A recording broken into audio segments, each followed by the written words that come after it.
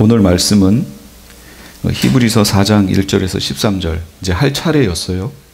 그래서 그 말씀을 같이 나누는데요. 다시 복습을 좀 잠깐 해볼게요.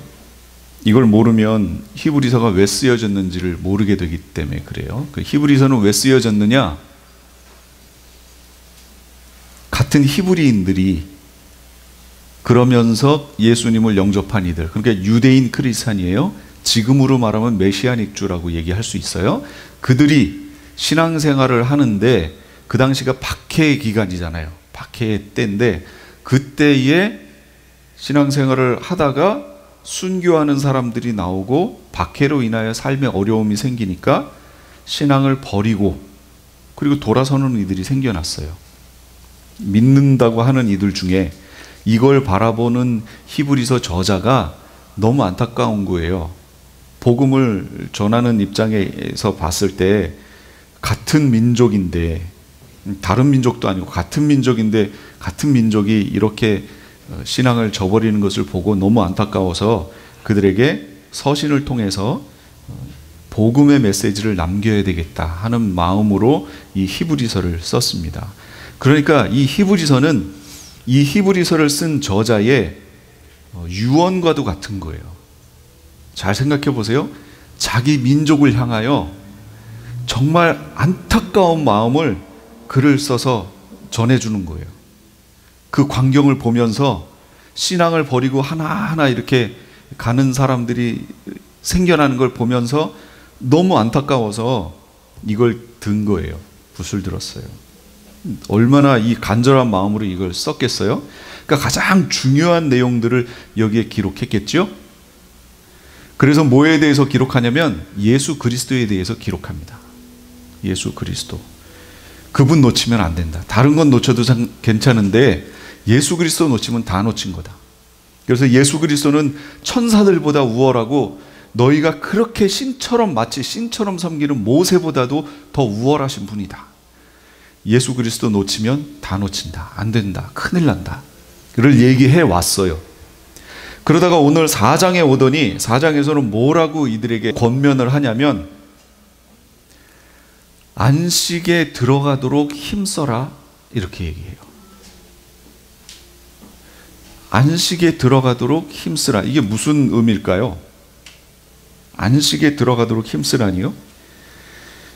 안식을 고대하는 사람들이 있습니다. 안식을 고대하고 정말로 간절히 사모하는 이들이 있어요. 누구냐? 광야의 순례자들이 그렇죠. 광야 순례자들은 거기에 뭐가 있어요? 아무것도 없잖아요. 먼지 바람만 일어나고 모래 바람만 일어나고. 그러니까 그 사람들은 빨리 안식하기를 기다리겠죠. 소망하겠죠. 그럼 이 광야에서 순례를 했던 광야 순례자들이 누구냐? 성경에서는 이렇게 얘기하는 거예요. 첫째, 옛 이스라엘. 옛날 그 이스라엘, 광야 생활했던 그 이스라엘, 그들이 바로 광야 순례자들이다 라고 오늘 말씀을 통해서 가르쳐 주는 거예요. 그 다음에 또 누구냐? 신약시대, 지금 히브리서 저자가 글을 쓰고 있는 그 시대에 있는 크리스찬들, 그들이 우리가 광야 순례자들이다. 그러면 우리가 읽을 때는 이제 어디로, 누구라고 읽어야 돼요? 현대의 우리라고 읽어야죠. 그러니까 우리가 광야의 순례자들이에요. 그럼 제가 그냥 억지로 짜 맞추려고 이렇게 했을까요? 아니요. 억지로 짜 맞춘 거 아니에요. 이 부분에 대해서 바울은 이미 고린도전서 10장에서 이걸 얘기했어요. 옛날 유월절 어린 양. 그럼 이거 누구 얘기한 거예요? 유월절 어린 양. 메시아. 예수님 얘기한 거죠?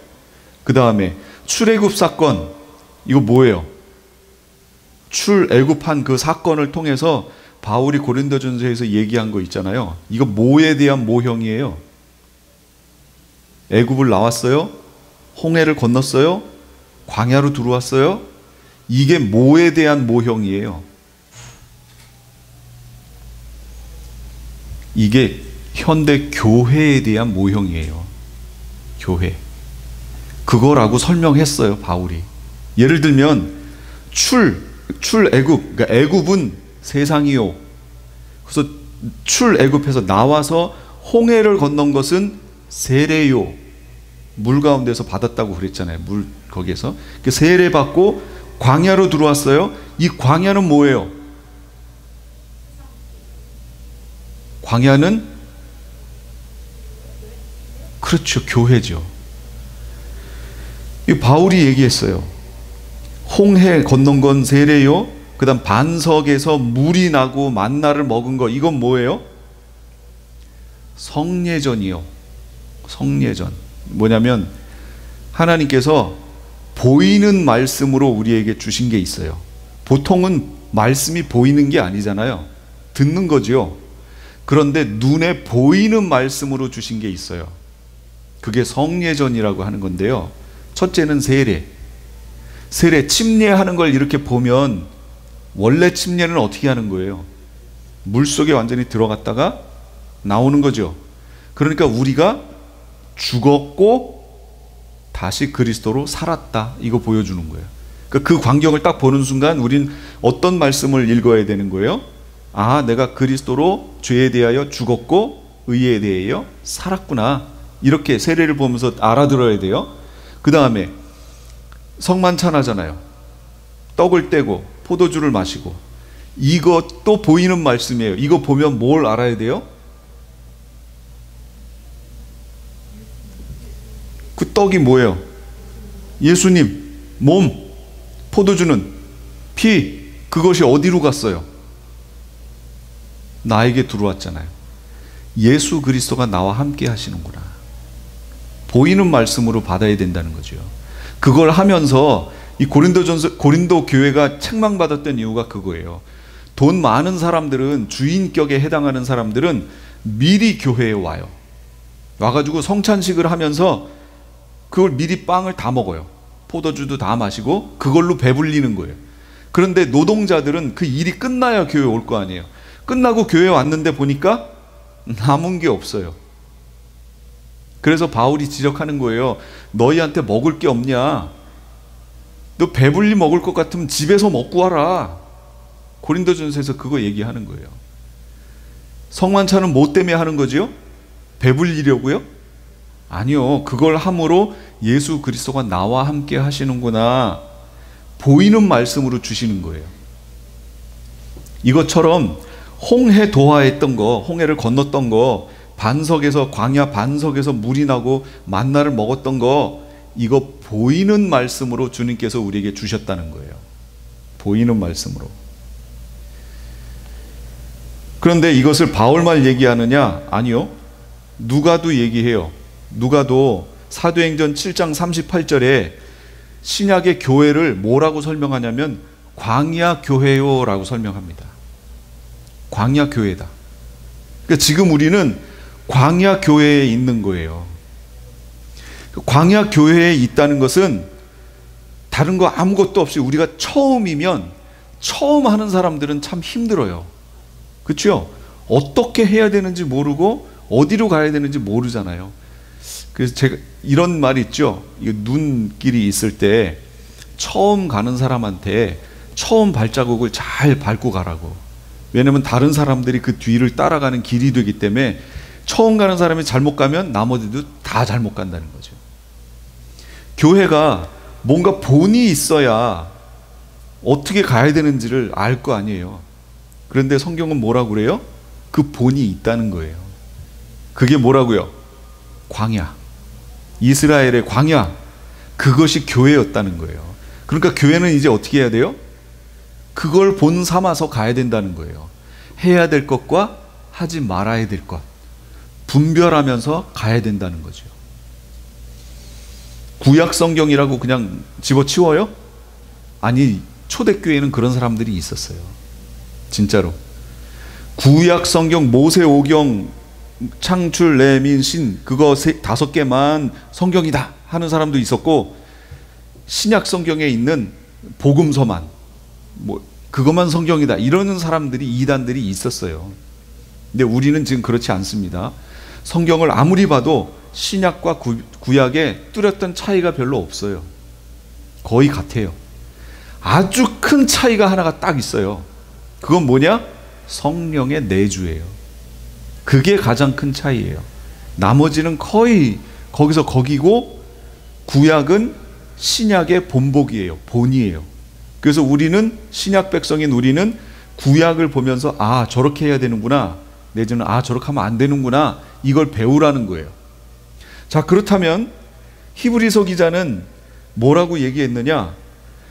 바울이 고린도전서 10장에서 얘기한 것을 히브리서 기자도 똑같이 얘기해요. 오늘 바로 이스라엘 백성이 출애굽해서 홍해 도하해서 광야 40년을 지나 가나안 땅에 들어간 이 사건을 가지고 오늘 히브리서 기자는 이렇게 얘기하는 거예요. 거기에서 우리는 이 광야교회, 순례의 길을 지금 가고 있는데, 광야교회인데, 광야교회의 목표는 어디였어요? 가나안이었어요. 근데 오늘 이 히브리서 기자는 바로 그 가나안을 뭐라고 불러요? 오늘 성경 보셨죠? 이거 한 번 읽어갖고 잘 몰라요. 오늘 성경 자세히 봐야 돼요. 이거 안식이라고 얘기했죠. 안식. 그래서 가나안을 안식의 본보기라고 가르쳐 주는 거예요. 그러면 광야 40년 동안 거기에서 헤매던 사람들, 이스라엘 사람들이 소망하던 게 뭐라는 거지요? 안식에 들어가려고 애썼다는 거 아니에요. 가나안에 들어가려고 애썼던 것은 안식에 들어가려고 애썼다는 거예요. 그게 바울도 얘기했잖아요. 고린도전서 10장에서. 근데 여기 히브리서 저자도 그걸 똑같이 얘기해요. 똑같이. 신약 공동체는 하늘 나그네라는 거예요. 그럼 우리에게 있어서 그들은 안식이 가나안이었다면 우리에게 있어서 안식은 어디냐? 그 얘기죠. 안식이. 첫 번째는 하나님 품이겠죠. 돌아가신 분들은 다 안식에 들어가니까 하나님 품으로 가는 거예요. 첫 번째는. 그런데 말세를 만난 사람들, 예수님의 재림을 기다리는 사람들, 그들에게 있어서 이 가나안은 어디냐? 메시아 왕국이에요. 메시아가 통치하시는 나라, 메시아 왕국. 이게 안식이에요. 그런데 옛 이스라엘은 출애굽 당시 20세 이상이 된 이들은 여호수아와 갈렙을 두 명을 제외한 나머지는 아무도 못 들어갔어요. 그들은 출발할 때 어떻게 출발했냐면 가나안에 대한 약속을 가지고 출발했어요. 그런데 도착은 못했어요. 지금 히브리서 저자가 그걸 얘기해 주려고 하는 거예요. 안식에 들어가도록 힘쓰라. 안식은 출애굽했다고 하여, 홍해를 건넜다고 하여 저절로 들어가는 것이 아니다. 그거 얘기하는 거예요. 그럼 우리에게 적용을 해볼까요? 세상 속으로부터 부름을 받았어요. 그래서 하나님의 백성이라는 표로 세례를 받았어요. 그랬다고 하여 저절로 안식에 들어가는 것이 아니다 얘기하잖아요. 성경 전체가 그 흐름이지요. 제가 어제는 이 토요일 날 그 계시록 심화과정 지금 두 번째 시간을 했는데 어제는 이런 얘기였어요. 신학은 진리를 보는 툴이다. 툴, 도구라고. 툴, 안경 같은 거예요. 내가 어떤 신학적 관점을 갖고 있느냐에 따라서 여기 진리가 있는데 그것을 볼 수 있는 이 전체의 진리의 내용이 보이기도 하고 안 보이기도 하고 부분적으로 보이기도 해요. 내가 어떤 신학을 갖고 있느냐에 따라서.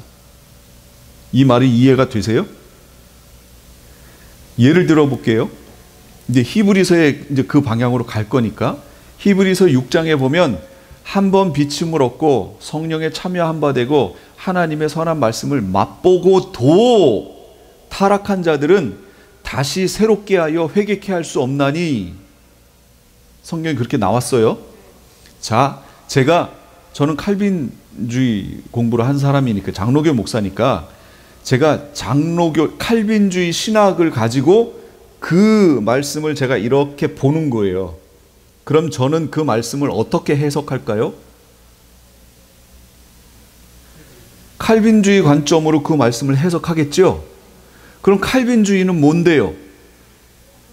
하나님의 주권 강조하는 거 아니에요? 하나님의 주권. 그러니까 하나님의 주권에 의하여 부르심을 받아 구원 얻은 사람은 어떻게 살아도 하나님이 주신 구원에서 벗어날 수 없다는 거 아니에요?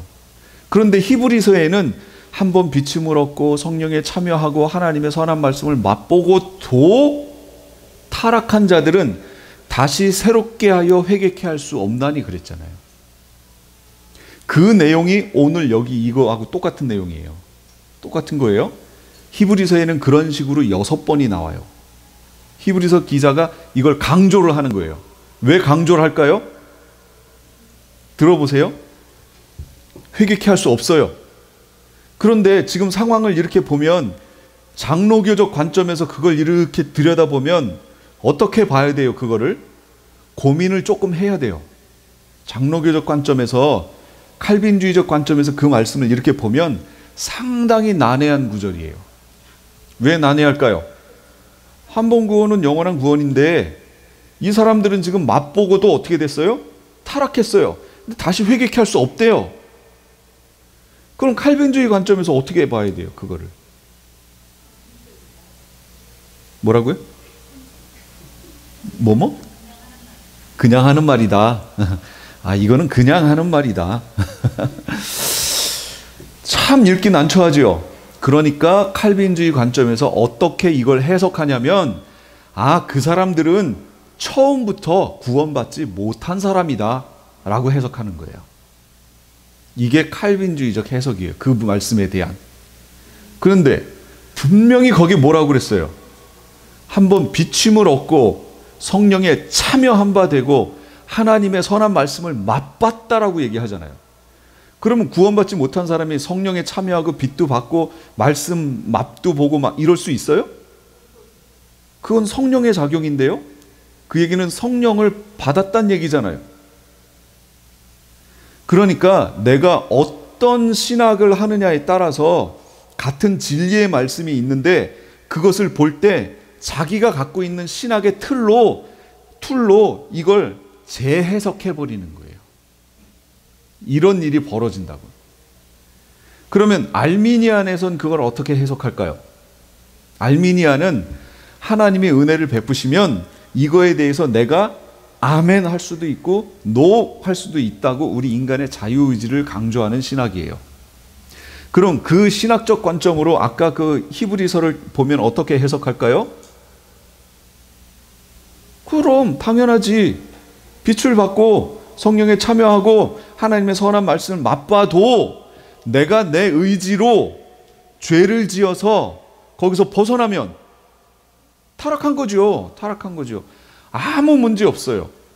왜 같은 말씀을 보고 알미니안에서는 안 걸렸는데 칼빈주의는 걸려서 자기들의 신학으로 그것을 재해석을 해버렸을까요? 신학 때문에 그런 거예요. 신학 때문에. 신학의 툴 때문에 그런 거예요. 그러면 그 부분은 알미니안적으로 해석하는 게 옳다. 그래야 성경이 제대로 보인다. 라고 얘기했다면 그러면 이거예요. 에베소서 2장 8절로 가보자는 얘기죠. 계정으로 같이 읽어볼게요. 시작. 너희는 그 은혜에 의하여 믿음으로 말미암아 구원을 받았으니 이것은 너희에게서 난 것이 아니요 하나님의 선물이라. 9절까지. 행위에서 난 것이 아니니 이는 누구든지 자랑하지 못하게 함이라. 여러분 여기에서 제가 계속 강조했었잖아요. 이거 말고도 많아요. 이것은 너희에게서 난 것이 아니요 할 때 이것, 헬라어에서 이것 하고 지시대명사를 가르치면 지시대명사의 이 파싱을 한다고 그래요. 지시대명사가 이게 뭐냐, 이게 중성이냐 여성이냐 남성이냐 복수냐 단수냐 몇 인칭이냐 뭐 이런 것들을 분석하여 그 앞에 선행사가 뭐냐 똑같은 걸 찾으면 된다고 그랬죠. 그런데 이 본문에서는 앞에 똑같은 게 없어요. 이것이 가리키는 똑같은 그 파싱이 되어 있는 내용이 명사가 없어요. 선행사가. 이럴 때는 전체 문장을 받는 거라고 그랬잖아요. 그럼 전체 문장이 뭐예요? 너희가 그 은혜를 인하여 믿음으로 말미암아 구원받은 것, 이거 말하는 거예요. 은혜를 인하여 믿음으로 말미암아 구원받은 것, 이것이 너희에게서 난 것이 아니고 하나님의 선물이라. 여러분, 칼빈주의적 해석을 하면 당연하지, 하나님의 주권, 하나님의 은혜 베푸신 건데 하고 이거 제대로 봐요.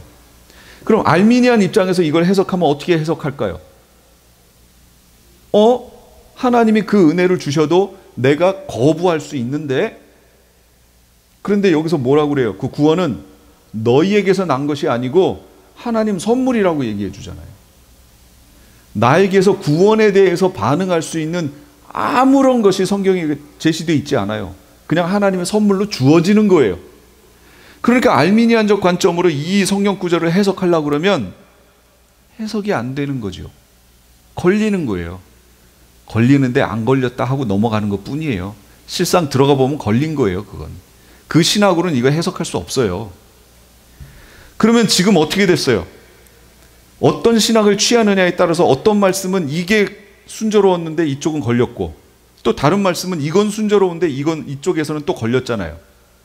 그래서 제가 신학은 진리를 보는, 하나님의 말씀을 보는 툴이라고 얘기하는 거예요. 어떤 신학을 하느냐에 따라서 어떤 말씀들은 눈에 잘 들어오고 어떤 말씀들은 걸려요. 그러면 어떻게 해야 되느냐 그 얘기죠. 어떻게 해야 돼요? 제가 신학은 진리가 아니라고 자꾸 얘기했잖아요. 신학은 진리가 아니에요. 어떻게 해야 되느냐? 그냥 말씀 그대로 보세요. 예. 다른 눈으로 보려고 하지 말고 말씀 그대로를 그냥 보세요. 말씀 그대로를 1차 말씀 그대로를 보세요. 이단들이 나타나서 그 말씀의 본질을 흐리는 경우가 종종 있어요. 신학은 어떻게 해서 형성된 거냐면 인류 역사를 통해서, 교회사를 통해서 이단이 등장할 때마다 그 이단의 내용이 이거 잘못된 거야 라고 정죄할 때 이걸 방어하면서 하나하나 이렇게 만들어지고 쌓아진 게 그게 신학이에요. 신학의 장점은 이단으로부터 교회를 보호한다라는 장점이 있어요. 진리가 이만하다면 신학은 요만해요. 무슨 얘기인지 알겠어요? 보호할 수는 있어요. 그러나 그 신학적 관점으로 진리 전체를 보여줄 수는 없어요. 단지 보여주려고 자기 신학적 관점 안에서 해석할 뿐이에요.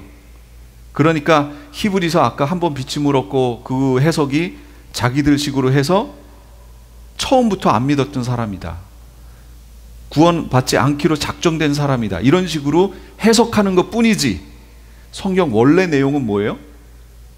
그 사람은 빛도 받았고요, 성령에 참여했고 하나님의 선한 말씀도 맛봤어요. 그런 사람이 어떻게 타락해요? 말이 안 되죠. 예. 그러니까 구원받지 못하는 사람이 어떻게 그렇게 받을 수 있냐고. 못 받아요. 그러니까 신학적 관점을 갖는 것의 유익은 이단을 정죄할 때 필요해요. 내가 말씀의 깊은 단계로 들어가려면 말씀 그대로 보세요. 말씀 그대로. 그러면 그 말씀을 보면 아, 신학이 이 부분에 한계가 있구나 라는 것을 깨닫게 돼요. 그런데 지금도 안타깝게 장로교 칼빈주의적 관점을 취하고 있는 어떤 목사님들은 알미니안적 관점을 취하는 침례교나 성결교나 감리교를 이단시하는 분들도 있어요. 또 반대의 경우도 지금도 있어요. 이건 너무 안타까운 거예요. 정말로 안타까운 거예요. 하나님이 그 사람을 구원하실 때 너는 칼빈주의적 신학을 가졌기 때문에 너를 구원하겠다 이렇게 하실까요? 너는 알미니안적 관점을 가졌으니 너는 땡 이럴까요? 아니요. 절대로 그렇지 않습니다. 주님이 보시는 건 뭐예요? 그 안에 예수 그리스도가 있냐, 그거죠. 예수 그리스도가 있고 그 약속 붙들고 나한테 끝까지 왔느냐. 그 과정에서 신학적 관점의 차이로 약간씩 소홀한 부분들은 있을 수 있으나 중요한 건 뭐예요? 예수 그리스도가 내 안에 있느냐, 그 약속 붙들고 끝까지 왔느냐, 중간에 성령 소멸하지 않고 끝까지 도착했느냐, 이거 보신다는 거죠. 이해가 되셨죠? 칼빈주의적 관점을 취하면 오늘 말씀 이해할 수 없어요. 출애굽해서 세례 받았어요. 홍해 도하해가지고. 그 다음에 광야 교회 생활 했어요. 그 다음에 가나안이 안식이에요. 여기 들어가야 돼요. 그런데 지금 성경에서 뭐라고 그래요? 그들은 안식에 들어오지 못했다라고 얘기하는 거예요. 그럼 그들이 왜 못했느냐, 왜 못 들어왔느냐? 2절하고 6절에 있어요. 한번 2절 읽어주시겠어요? 2절이요. 시작.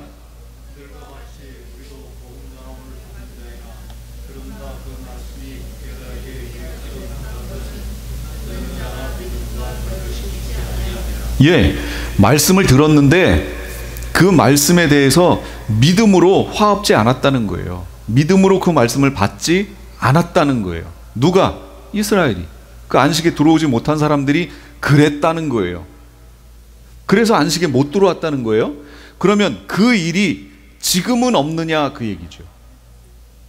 지금은. 지금도 있어요. 교회 안에서 매주 말씀이 선포되잖아요. 그리고 개인적으로 새벽 기도할 때도 말씀이 선포되고, 개인적으로 말씀을 보기도 하고, 그게 다 말씀이 선포되는 거예요.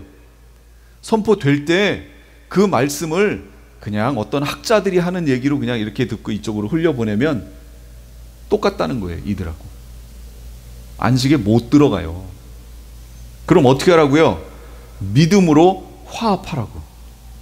그 말씀을 듣고 이 말씀이 진리인 줄로 믿습니다. 이대로 될 줄로 믿습니다. 그러면 어떻게 해야 돼요? 그 말씀 붙들고 그대로 살아내야죠. 살아내야죠. 그것이 없으면 안식에 못 들어간다고. 이들이 그랬다는 거예요. 이스라엘이. 그걸 본으로 삼아 지금 우리에게 얘기해 주는 거 아니에요, 지금. 그렇다면 우리의 지금 현재 광야 교회 생활이 어때야 되는 거예요? 똑같이 말씀을 듣고 믿음으로 화합하고 주님이 말씀하신 그 안식에 들어가도록 애써야죠.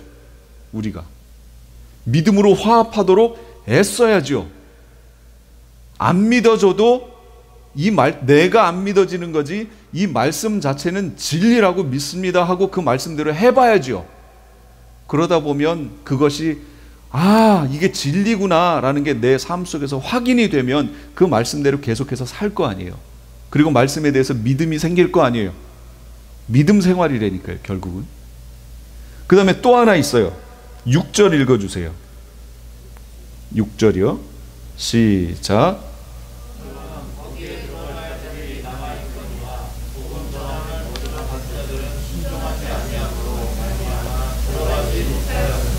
왜 못 들어갔다고요? 예, 순종하지 않아서. 광야 생활을 하는데 그 40년 동안 그들이 순종하지 않았어요. 우상 숭배하지 말라고 그랬는데 노골적으로 그 앞에서 그냥 면전에서 이 우상 만들어 놓고, 아론은 이 금을 불에다 넣었더니 뿅 하고 이 소가 나왔다고 이렇게까지 얘기하잖아요. 노골적인 우상 숭배를 했어요. 하나님 말씀에 순종하지 않았어요. 그랬더니 어떻게 됐다고요? 안식에 못 들어갔다고. 안식. 그럼 지금 우리에게는요? 지금은 똑같아요. 이걸 본이라고 얘기해 주잖아요. 똑같아요. 말씀이 선포되면 그 말씀에 대해서 순종해야 돼요. 어떻게 해요? 나에게 손해가 나는 한이 있어도 순종해야 돼요. 예, 진짜로 나에게 손해가 나는 한이 있어도 순종해야 돼요. 손해가 나도. 그러니까 결국 이스라엘은 불신앙과 불순종으로 말미암아 안식에 못 들어간 거예요. 이걸 지금 이 히브리서 저자가 예를 들면서 너희는 그렇게 하지 말라라는 거예요. 어떻게 하라는 거예요? 믿음으로 받아들이고 믿음을 화합하고 말씀이 선포될 때, 그리고 순종함으로 안식에 들어가도록 힘쓰라는 거야. 그러면 힘쓰는 건 누가 하는 거예요? 그렇죠, 내가 하는 거죠. 그러니 오늘 말씀은 칼빈주의적 관점에서는 이해할 수 없는 얘기라는 거죠. 그 관점으로 이 툴을 쓰고 이렇게 보면 이 말씀은 이상한데, 이런 말씀이 고린도전서 10장에도 또 있다고 그랬잖아요. 똑같이 있었잖아요. 그러니까 그런 말씀들을 놓치는 거예요. 그러니까 그 안경을 끼고 이렇게 보는 사람들은 요한복음 15장에 있는 2절, 요한복음 15장 2절 한번 찾아보시겠어요? 요한복음 15장 2절, 예수님의 포도나무 비유예요. 포도나무 비유 2절이에요. 찾으신 분이 한번 큰 목소리로 읽어주시겠어요?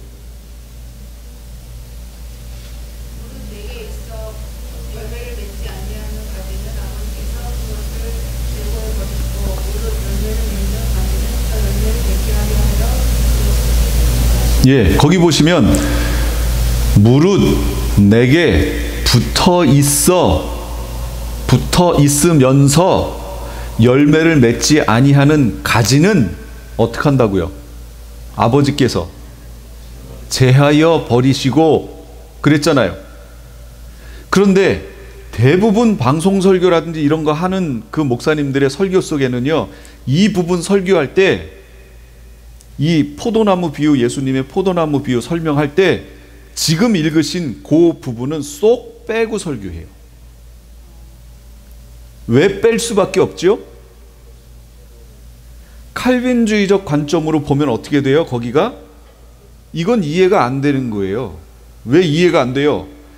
분명히 내게 붙어 있으면서, 붙어 있잖아요. 지금 붙어 있다는 거는 이 사람이 우리가 아는 표현으로 하면 하나님 백성이라는 거죠. 복음 안에 들어온 사람이라는 거죠.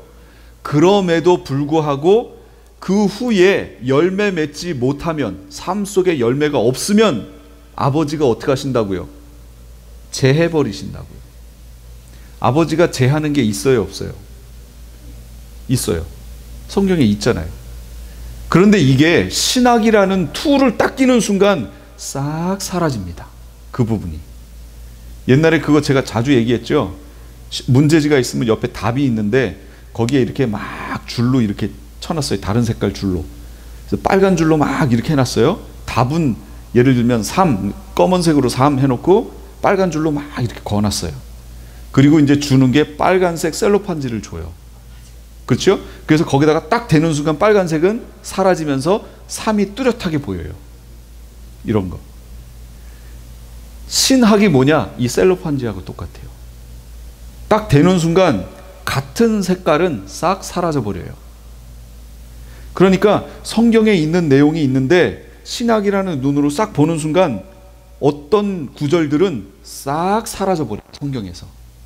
그 신학에서 해결할 수 없는 부분들은 싹 사라집니다. 그리고 목사님들도 그 부분 설교 안 해요. 풀어주질 않아요. 몇 달 전인가요? 주일 예배 끝나고 집에 가는데 그 설교가 나오는 거예요. 라디오에. 그래서 이분은 어떻게 얘기하시나.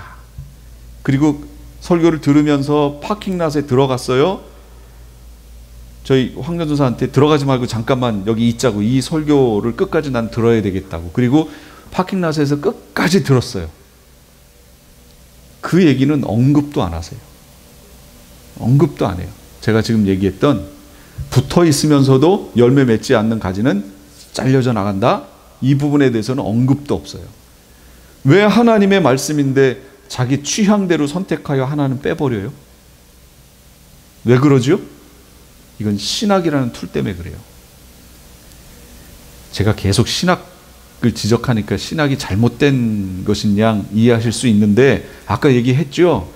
이단으로부터 교회를 보호하는 역할에 있어서는 최고예요.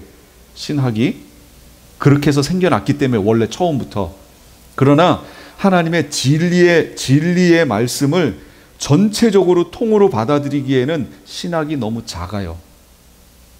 그러니까 신학에 대해서 좀 열린 마음이 좀 필요합니다. 하나님의 말씀을 있는 그대로 볼 수 있는 지혜가 필요하다라는 거예요. 그렇게 보셔야 돼요. 그래서 여기서 권면하는 거예요. 지금 1절하고 7절에 히브리서 저자의 바람이 있어요.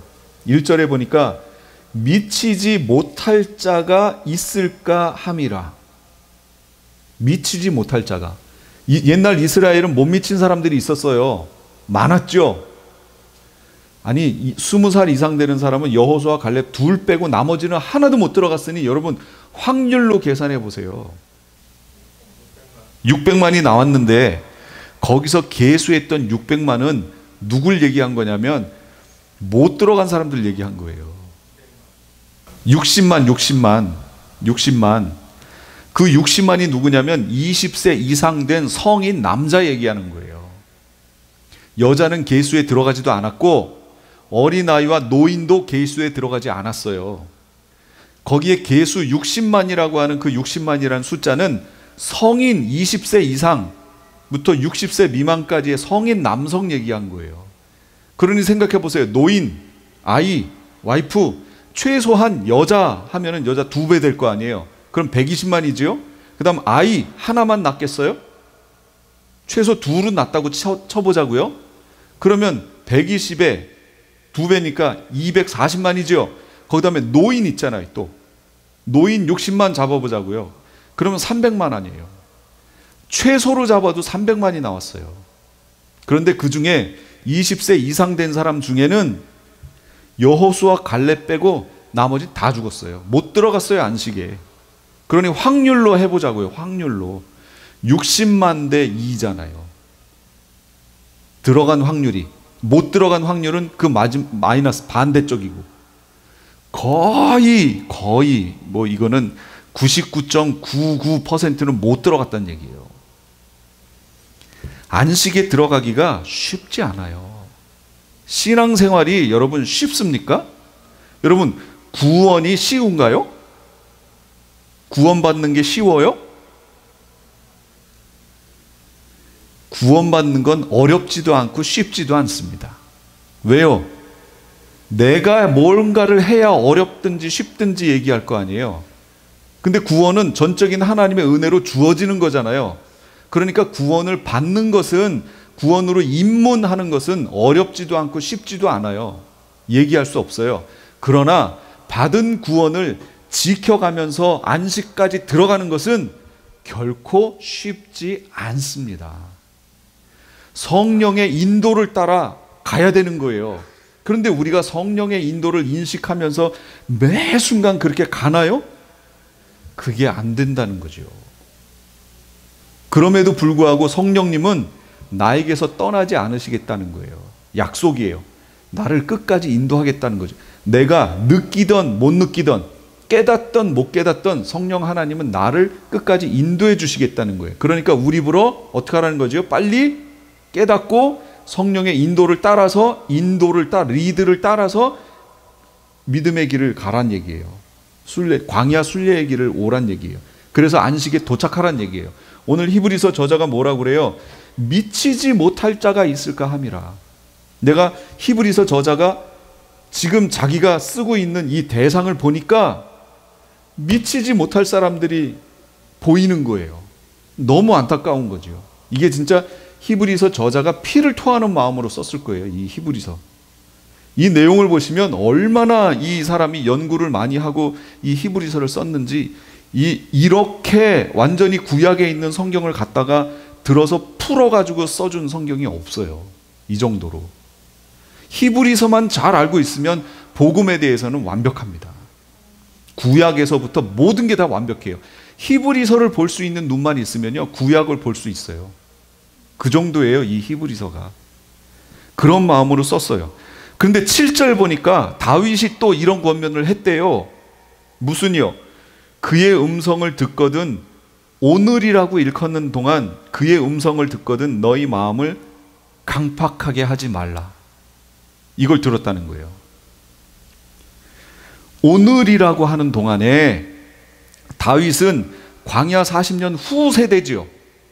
훨씬 후 세대잖아요. 그 후 세대에 있는 다윗이 뭐라고 권면하냐면, 오늘이라고 일컫는 동안에 너희가 그의 음성을 듣거든 너희 마음을 강팍하게 하지 말아라. 그러면 우리에게는 뭐예요? 우리 똑같죠? 오늘이라고 하는 동안에 하나님의 말씀을 들었을 때 그 마음을 강팍하게 하지 말아라. 강팍하게 한다는 건 뭐예요? 말라서 단단해졌다, 이거 말하는 거예요.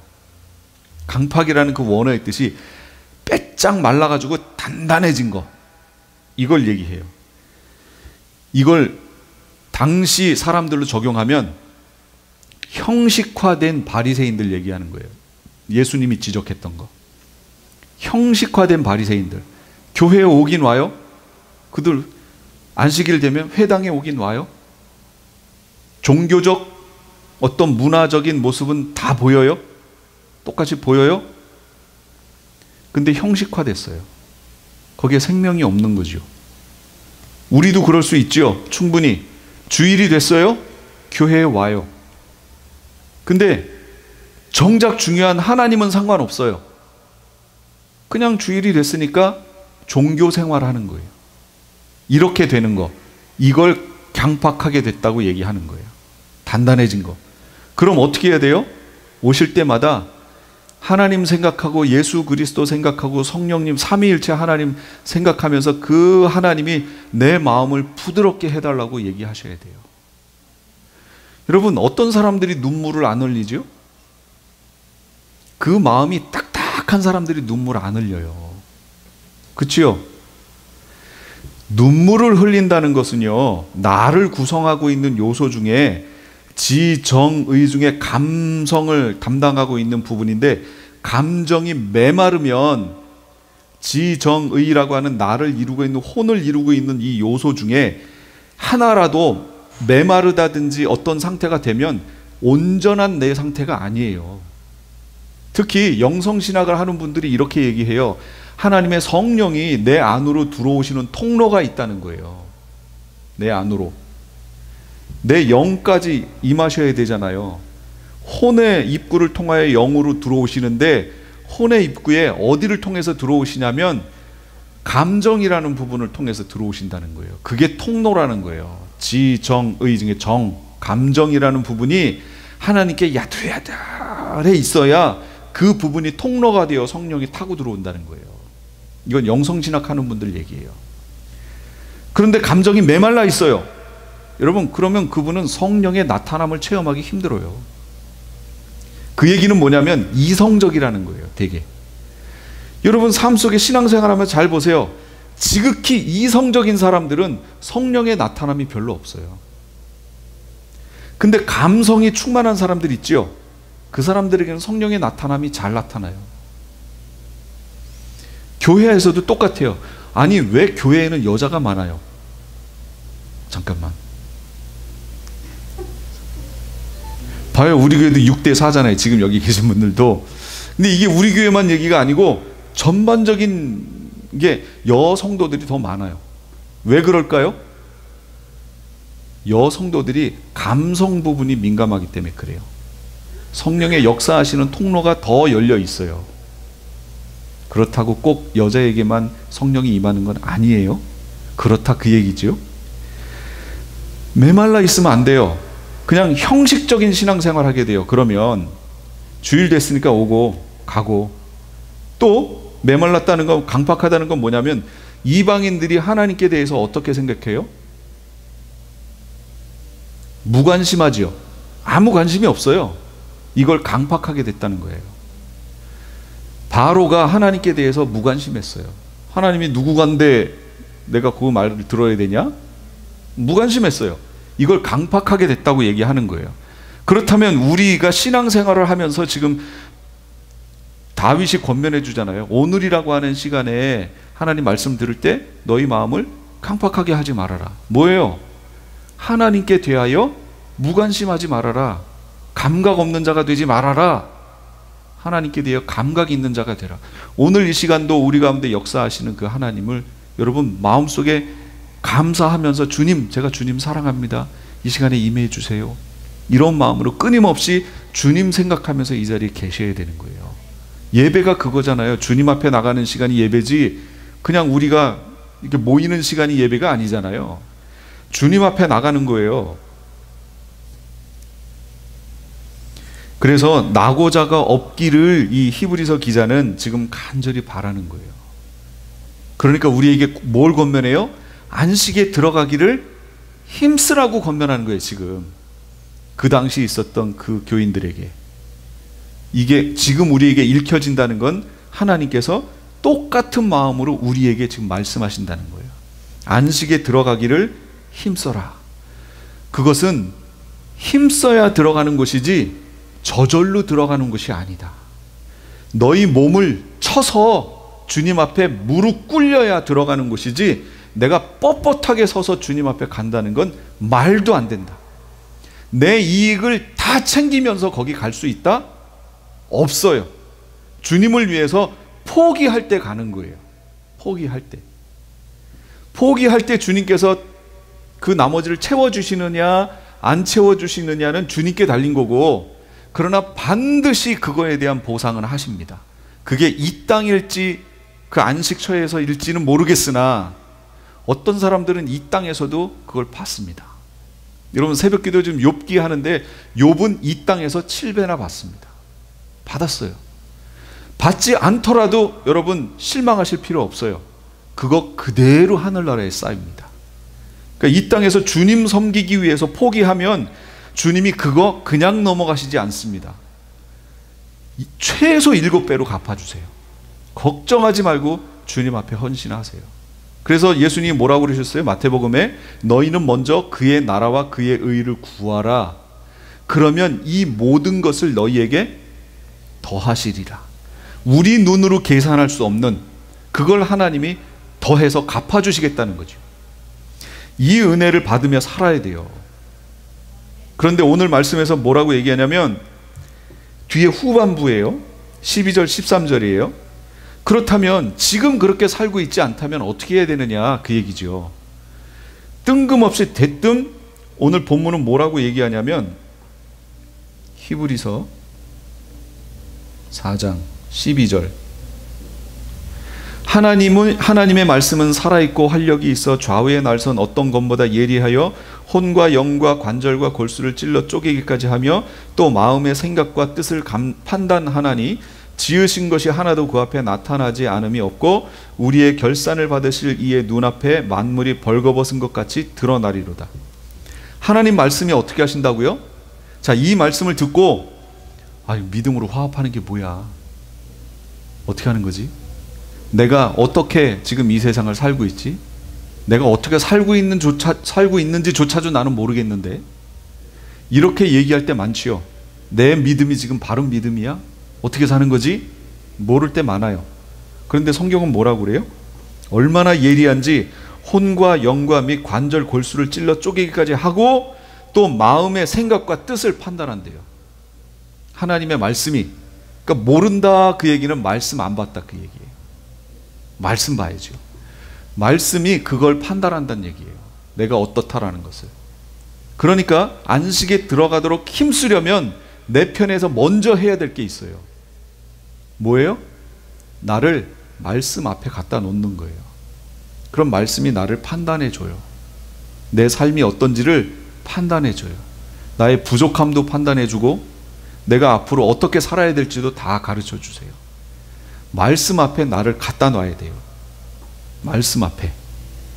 그런데 이것이 참 신기한 것은요, 가진 사람은 더 갖게 되고요, 없는 사람은 그 있는 것마저도 빼앗깁니다. 이게 예수님 말씀이죠. 이게 진리예요. 하나님 말씀도 똑같아요. 가진 사람은 더 말씀으로 인해 더 풍성해지고요, 신기해요. 말씀이 들어간 사람은요, 그 말씀으로 인하여 자꾸 말씀을 보게 되고 어떤 교회 모임에 참여하게 되니까 또 말씀 듣게 되고 새벽 기도도 하면 또 채워지고 계속 말씀이 이렇게 채워져요.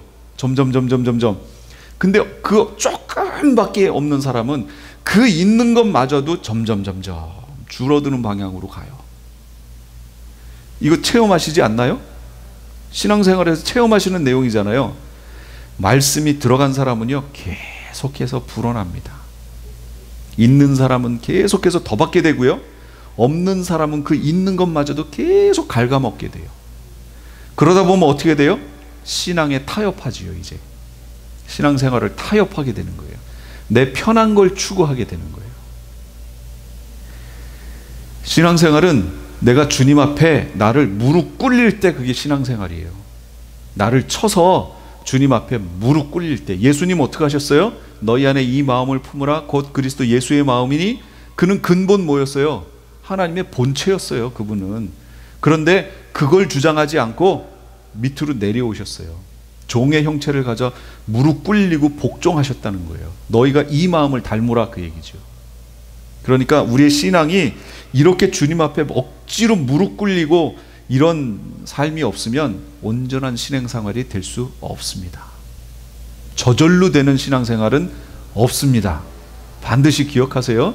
그래서 우리 모두 이 히브리서 기자가 얘기하는 것처럼 여기 있는 우리 모두는 다 안식에 들어가는 그런 은혜를 다 받으시길 간절히 축원합니다. 네, 기도하겠습니다.